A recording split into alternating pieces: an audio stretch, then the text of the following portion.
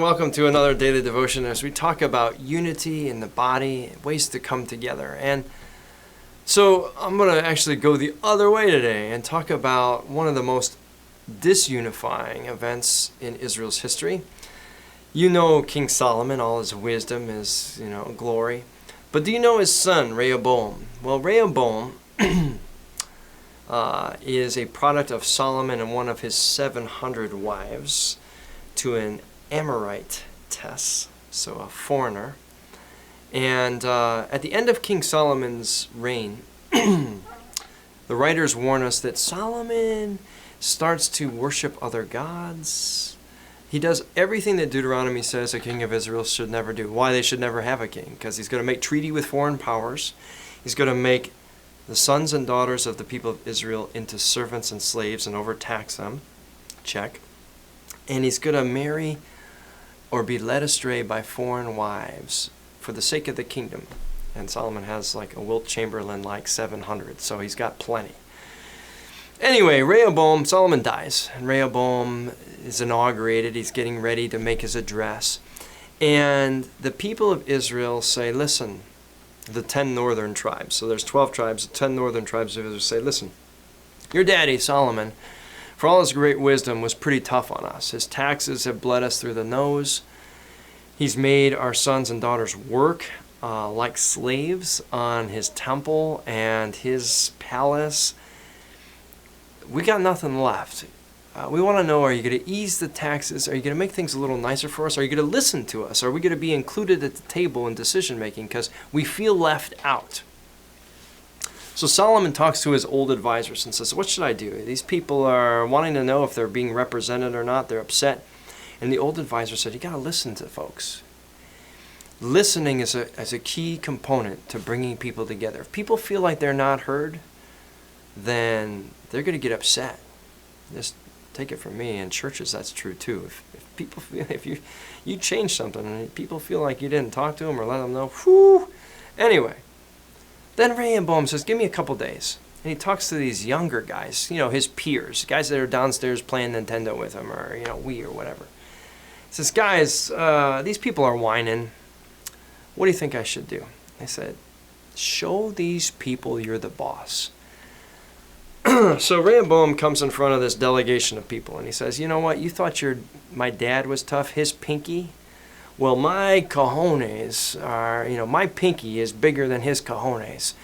You think he was a tough guy? Yeah, go back and read it. That's what it says. It's pinky's a euphemism for something else. Locker room talk. Anyway, he says, my father whipped you with whips. I'm going to whip you with scorpions. You think he was tough? I'm going to put you through the ringer. You're my subjects. How dare you talk to me like that? So he takes the young guy's advice. And they say, hey, thanks but no thanks. We'll get ourselves a new king. And that is the moment that Israel and Judah divide for good. And they never come back together. Because somebody wasn't willing to listen. I find that it's really easy for us to want to express an opinion. For us to want to tell people how it should be. But part of coming together as community is being able to hear each other. Not just, a guy who's watching a football game while his wife's trying to talk to him. Yeah, honey, can you do the law? Uh-huh. Mm-hmm. Oh, did you hear me? Yeah. Not that kind of listening. But really hearing what the other person has to say. How is it you came to feel that way? Tell me about why you're where you're at in this. And by giving that person that time, that energy, creating a relationship and holding to it instead of cutting it off and saying, I don't got time for this. In other words, saying, you don't really matter to me. And when we begin to tell each other that you don't really matter to me, I don't really have time to hear you, I don't really care what you've got to say because I'm too busy, then we devalue each other, and the bonds of things that bring us together, the places where we could find common ground, disintegrate and dissolve. There's a reason Jesus says, if you've got ears to hear and eyes to see, listen to what I'm telling you. There's a reason why when he's baptized, the Father says, this is my Son, Listen to what he's trying to tell you. But we live in an age where people got no time to listen. Got too many devices going on, too many voices, too many distractions to hear anything resembling the Spirit of God.